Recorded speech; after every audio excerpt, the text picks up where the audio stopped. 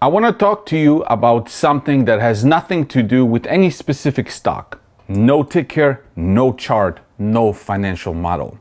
I want to talk about human nature and how human nature, when left unchecked, will consistently destroy your portfolio. Because right now, I am seeing something that I have seen before, and every time I see it, it ends in tears. People are getting excited about energy stocks, and that excitement should definitely worry you. There's an old saying in investing: when your taxi driver, or in today's world, your Uber driver, starts giving you stock tips, it is time to sell.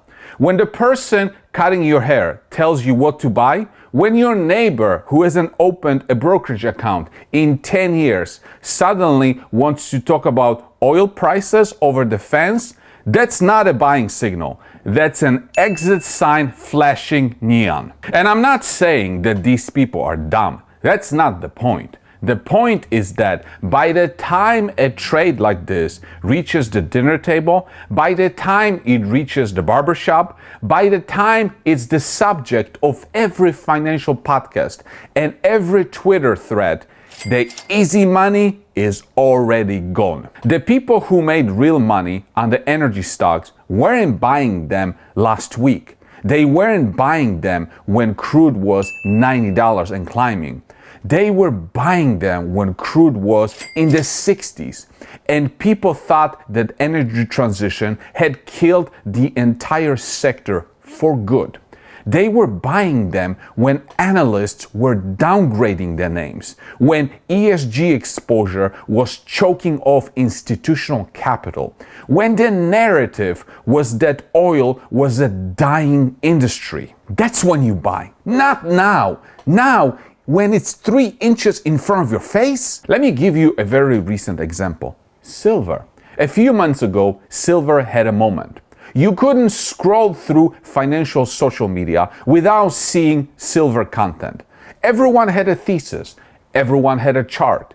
Everyone had a price target that rhymed with the moon. And look, the underlying thesis wasn't crazy. There are genuine industrial demand drivers for silver. There are real supply constraints. Smart people had been in that trade for a long time, patiently and quietly. But when it went mainstream, and you know what happened next, the people who bought into the excitement, the people who saw it trending and felt the fear of missing out, those are the people who are still underwater or got stopped out at a loss. The thesis didn't change, the entry point did. And in investing, a right thesis at the wrong entry is still a losing trade. Energy right now has the same feel.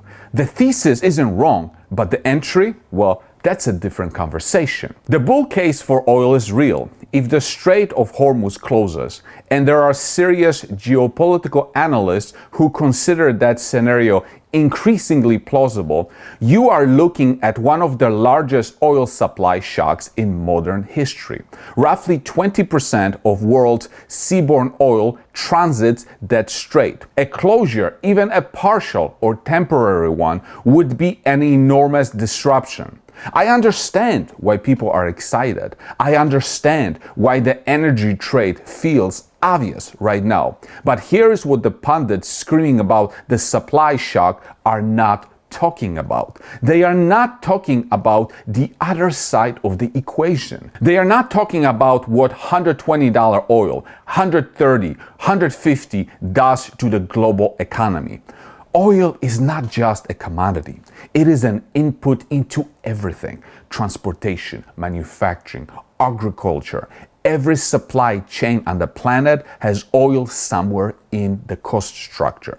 So when oil spikes to $120 a barrel and stays there, you do not get a booming economy that keeps consuming energy. You get demand destruction, you get recession, you get industrial slowdown. Airlines cut capacity, trucking margins collapse, consumer spending contracts because filling the tank costs twice what it used to. And when demand craters, it takes oil prices with it. Supply shocks are violent and fast. Demand destruction is slower but inevitable. We've seen this movie so many times. In 2008, oil hit $147 a barrel in July. By December, it was below $40. The supply didn't change that dramatically. The economy broke and demand fell off a cliff. So when someone tells you the Hormuz thesis means oil goes to 150 and energy stocks go to the moon, ask them, and then what? Ask them what happens to the consumer. Ask them what happens to the global GDP. Ask them what the airlines and shipping companies and manufacturers are doing at that price. Ask them if they've modeled the demand side at all. Most of them haven't. They're looking at the supply shock and stopping there because that's the exciting part of the story. Let me take you back. Think about what the sentiment was around oil and gas stocks 18 months ago. It was ugly. ESG mandates had institutional investors fleeing the sector. Governments were talking about accelerating the energy transition.